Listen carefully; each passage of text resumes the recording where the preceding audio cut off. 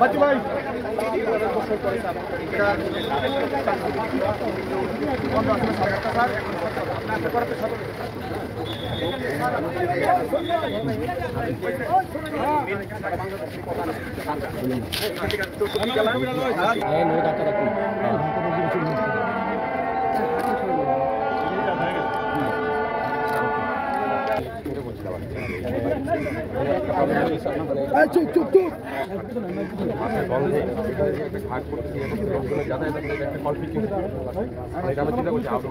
একটা অপশন হলো স্যার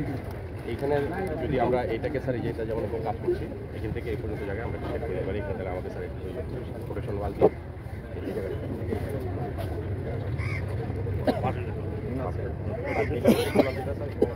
প্রবলেমটা হলো যে মাঠের কনভার্সেশনের লোকজন আরেকটা অপশন হলো ওই পাশে করা আমি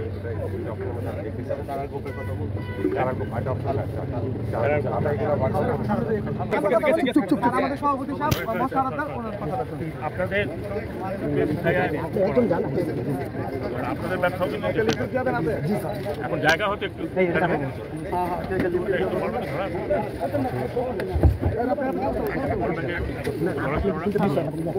মধ্যে স্যার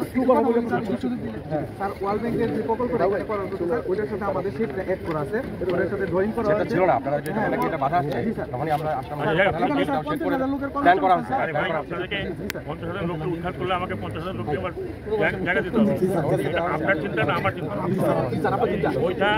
যখন বলা হয়েছে আপনি এই জায়গা না থেকে এটা হবে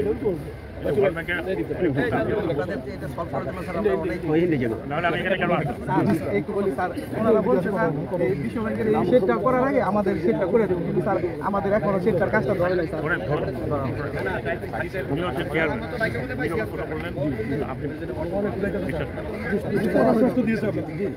আজকে হোক কালকে হোক একটু দেরি হলে হবে কাজ আরেকটা কথা আপনাদের বলি ভাই কোনটা করবেন ডেভেলপমেন্ট করবেন না গাছ লাগাবেন কোনটা গাছ লাগাবো আগে জিনিসটা উঠতে হবে তো ওখানে আগে যদি আপনি চাপেন গাছ লাগাইতে হবে হোক তারপরে গাছ লাগাবো আমি লাগাইতে চাই সাধারণ ব্যবসায়ী আমরা তো স্যার এত দূর আসছি না যেমন কেন্দ্র সরকার লাস্ট ছিলাম কিন্তু আমরা তো এখানে আমাদের এখানে ফটো বিচার আছে স্যার অনেক বিভিন্ন স্যার আছে ওনারা অত্যন্ত সহনশীল মানুষ ওনারা স্যার আমাদের সর্বোচ্চ বলছে যে আমরা করে দেবো আমি আপনাদের কথা জানাব যদি আমি এখানে থাকি বাজারে রাখি তাহলে সেট হবে আমি থাকলেও হবে না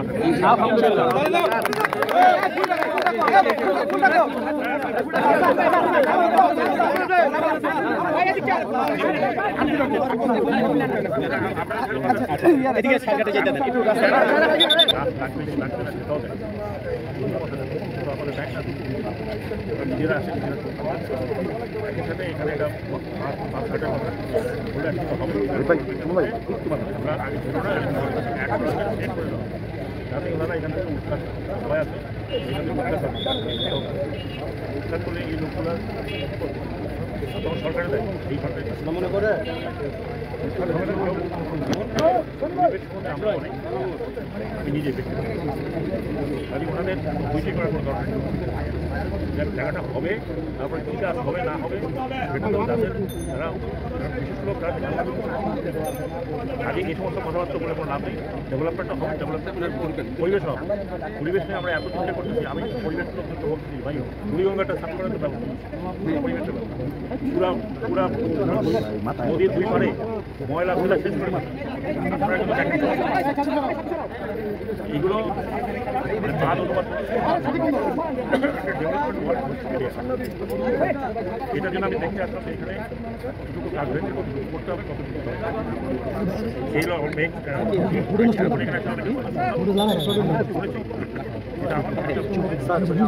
শীতলক্ষা নদী বিভিন্ন ডাইং কারখানা সহ বিভিন্ন শিল্প কারখানার বর্জ্য একেবারে সরাসরি নদী দূষণ করে এই শীতলক্ষা সেটা এখন নদীতে প্রায় অবস্থা এই নদী এই নদী দূষণ রোধে স্যার কি ব্যবস্থা যে আমাদের পরিবেশ নিজে যদি পারি লিখে নিয়ে আসবো নদী দূষণ সম্বন্ধে ওনারা পরিবেশ যে মন্ত্রণালয় যা করবেন শীতলক্ষা নদীর পাড়ে যে দূষণ হচ্ছে এটা তো শুধু মাছ হচ্ছে না, বন্ধ বেরোচ্ছে, এই বুড়িগঙ্গার থেকে বেরোচ্ছে মানুষ থাকে, এটা তো একটা পানি নষ্ট হবে,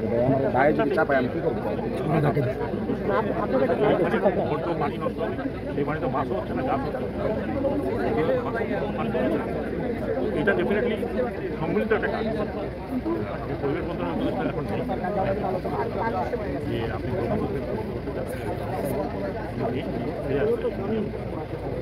কী করা যায়, আর আমার এখানে নদী রক্ষা কমিটির তার দখল করে ওটা আমরা কি এমন এমন জায়গায় দখল করে চারতলা পাঁচতলা এটাকে হাত দিতে গেলে আবার আপনারা আমরা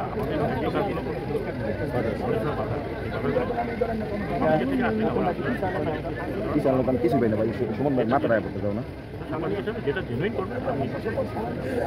আপনাদের খবরের কাগজে পড়লাম যে না কাম করে গ্রো হচ্ছে একটা পজিটিভ নিউজ আমি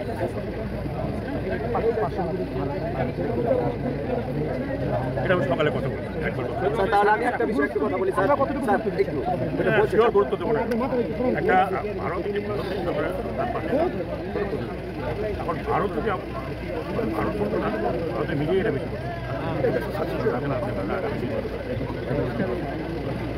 এখন ওরা যদি আমাদের পায়ে পড়ে আমরা করতে চাই তাহলে আমরা এটা কি ভালো ভালো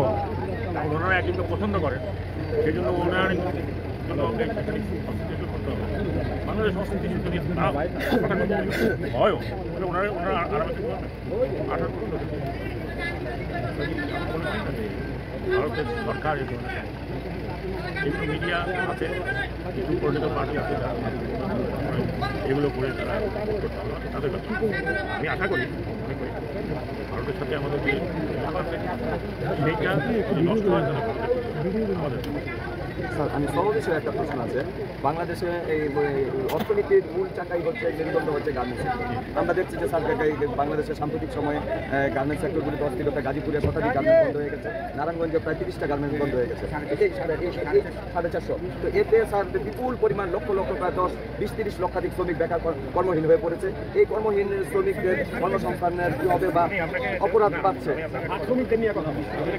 শ্রমিকদের নিয়ে